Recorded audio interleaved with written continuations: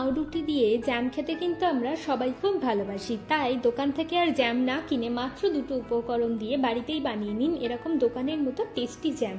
By the way, আমি আপনাদের Trisha and welcome to my channel Trisha tasty ট্রিটে। আর আজকে আমি বানাচ্ছি কমলা লেবুর জ্যাম। তাহলে চলুন শুরু করা যাক। এই জ্যাম বানানোর জন্য আমি এখানে 5টা কমলা লেবু নিয়ে নিয়েছি। এবার লেবুগুলোকে আমি মাঝখান দিয়ে এইভাবে কেটে নেব। দেখুন আমাদের সবকটা লেবু কাটা হয়ে গেছে। এবার এই লেবুগুলোর থেকে আমি রসটাকে আলাদা করে নেব। আমি এরকম একটা জুসার মতো ব্যবহার করছি, আপনারা চাইলে মিক্সিরও ব্যবহার করতে পারেন। এবার একটা ছাঁকনির মধ্যে দিয়ে আমি জুসটাকে ছেঁকে নিচ্ছি। আর এই পাল্পগুলোকে আমি বাদ দিয়ে দেবো।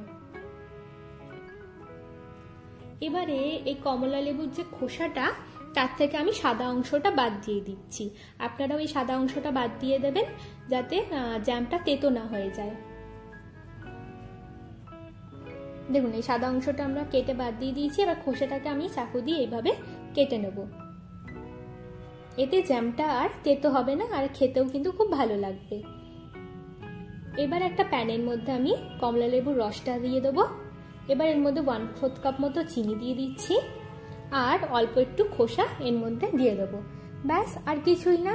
এবারে ভালো করে আস্তে আস্তে আস্তে আস্তে নাড়তে নাড়তেই কিন্তু আমাদের কমলা লেবুর জ্যামটা একদম রেডি হয়ে যাবে। এটা একটু সময় লাগে, কিন্তু এটা খেতে কিন্তু সত্যিই খুব ভালো লাগে।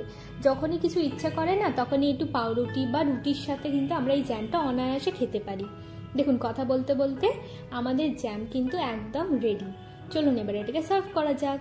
আমার ভিডিওটি যদি আপনাদের ভালো লেগে থাকে তাহলে প্লিজ একটি লাইক করবেন, প্রচুর প্রচুর শেয়ার করবেন। এরকম আরও ভিডিও পেতে আমার চ্যানেলটিকে সাবস্ক্রাইব করবেন। আর আপনাদের এই কমলা লেবুর জ্যামের রেসিপিটা কেমন লাগলো আমাকে অবশ্যই জানাবেন।